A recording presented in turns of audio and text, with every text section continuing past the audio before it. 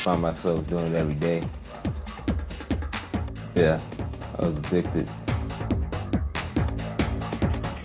You just don't care about anything. I needed to smoke it at least 3 times a day.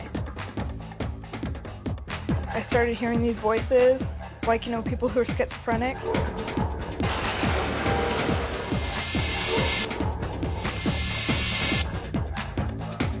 I've smoked bud since I was a little kid.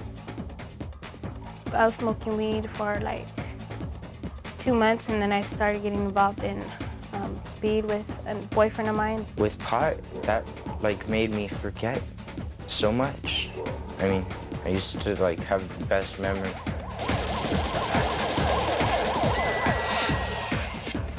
I started smoking marijuana off and on, a couple days a week, and then it got heavier and heavier to every day, and then it got to 10 times a day or more.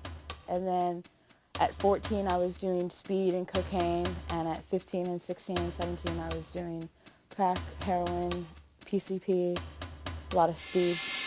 I use marijuana as a gateway drug. I started with that, and then I liked that, so I went on to acid, and then, I thought acid was cool. And then speed was around, so I did speed, and, just whatever else came around. Christy's first joint packed more than a brief high. There was an all-expense-paid trip to a drug rehab center. She paid the tab. I was 12, and I was with my boyfriend, and he did it, and I wanted to fit in with my boyfriend, because him and all his friends did it. So he had some one day, and we were in a park, and he just lit up a joint, and we smoked it.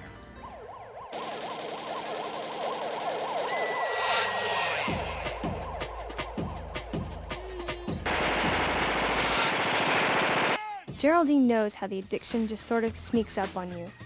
She smoked for 5 years, and then she needed more. It was easy for me to say yes to other things. The only thing I got to try was the cocaine, and I pretty much got stuck there. Of all the addicts who can still speak, 9 out of 10 will tell you it all starts with pot. That's why they call it the gateway drug. A lot of people start smoking marijuana, and then they think that's cool, and then they want to go try another drug, and then they try another drug, and they like that one, so they try another one, and then they get hooked on that one. It's just like, oh, well, this one's cool, so maybe I'll try this one. Catherine Kim, like most youth counselors, has heard the same story, time and time again. I think this is a trend. Kids, they start with cigarette, they smoke, and they think it's too mild, and then they go on to marijuana.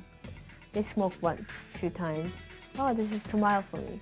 And that's when they start smoking or doing drugs. They always started with the marijuana. I say about 95%. First of all, you don't come here loaded. If you come here loaded, we'll know. Kerry Quashen was able to shake his own habit, and now he's helping others as a drug rehab counselor. The way people become drug addicts is not, they don't wake up one day and say, I'm going to be a drug addict. They use marijuana. I was like a slave of the drug. I needed that drug to survive. It was just like that drug said, you need me, I'm taking over your body. Is pot addictive? Stupid question. It's easy to believe you're in control. It's easy to believe a lot of things. Tom fell into that trap. I find myself doing it every day. It's a pretty regular thing. I was addicted. I said, well, I can stop when I want to. And sometimes it's really hard to stop, Sometimes you can have some control over it, but you never have complete control. Why is pot so addictive? Dr. Dave Lewis, an expert on the subject, says, marijuana is very, very addicting. What happens is the addiction is at the nerve cell level. what we find is that after kids use marijuana for about 6 months, the serotonin level is driven down and bottoms out. Now, serotonin is our natural antidepressant. It's the way that we cope. So after kids have used marijuana for about 6 months, they literally don't have any coping mechanisms because their serotonin is gone. And so they have one way to treat their own depression, and that is to use more drugs.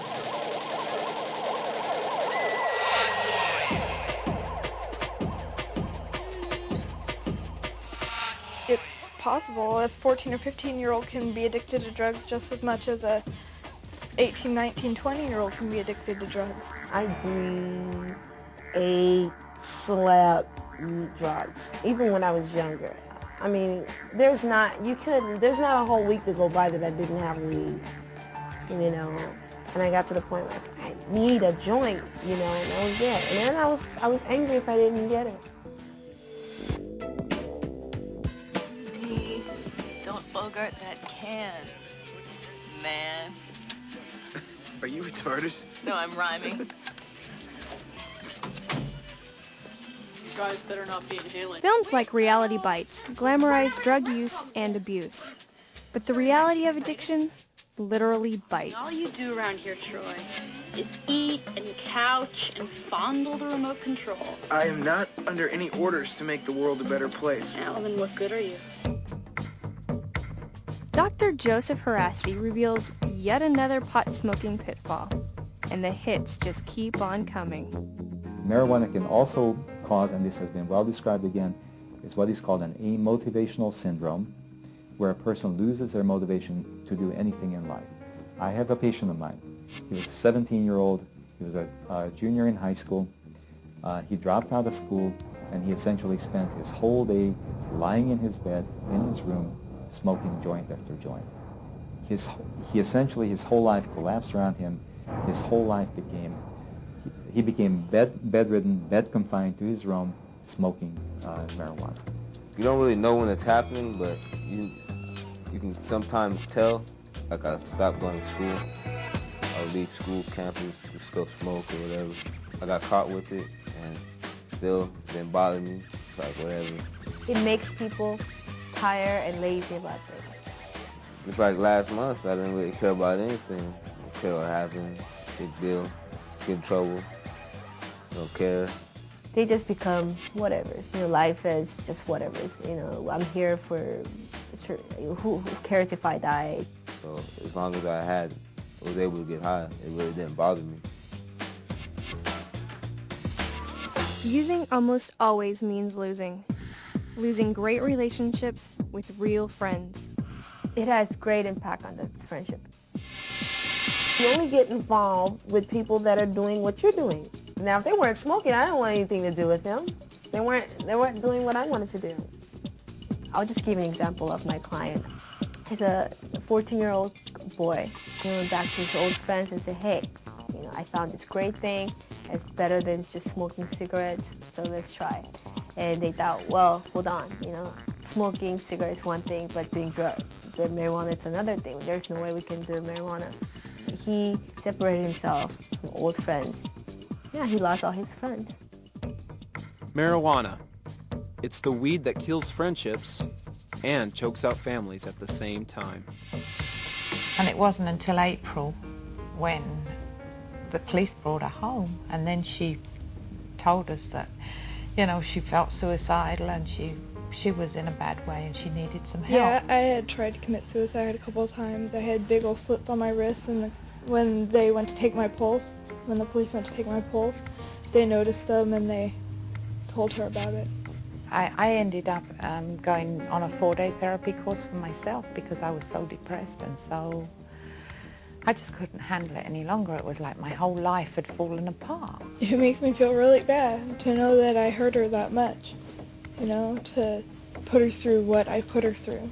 I mean, I would never mean to hurt my mother. I love her a lot. I walked away from my family. I allowed my family to think I was dead for like 3 years. You know, they had missing persons report on me. I rather them thought I was dead. I was just in the street. I mean, I was all over the place. Half the time I didn't even know where I was. And I really didn't care. Just as long as the drugs were there, you know, it didn't bother me. Now that the smoke is cleared, Christy can see the damage that was done by making a single wrong choice. My life with drugs was a mess.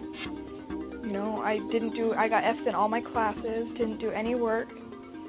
I got into a lot of fights, I was really lazy. After I get out of high school, I want to go to the Marines. But in order to go to the Marines, you have to graduate high school. So I had to do better in school. And after you graduate high school, they do give you drug tests, regular drug tests. So I kept on using. I could have been put in a military prison, or I could have been dishonorable discharge. And that's not really a smart choice to do. After I get out of the Marines, I want to go to college. To be so far gone that you know you need help, it's the worst thing that's ever happened to me in my life. What it done to my daughter is almost killed her. It really did. And I mean, I don't know whether you want me to go into this, but there's other sides of this too. She was using sex to get drugs. So where does AIDS come into this?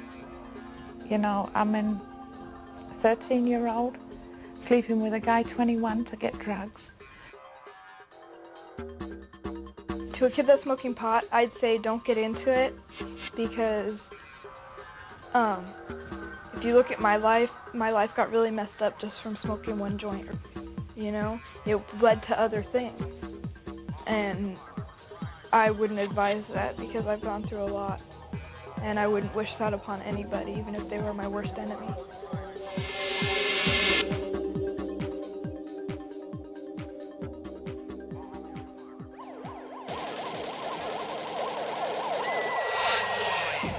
I don't even think I'll be able to have kids, and that's not funny. And if I do, I'm not sure if I want them because they'll probably come out with some problems.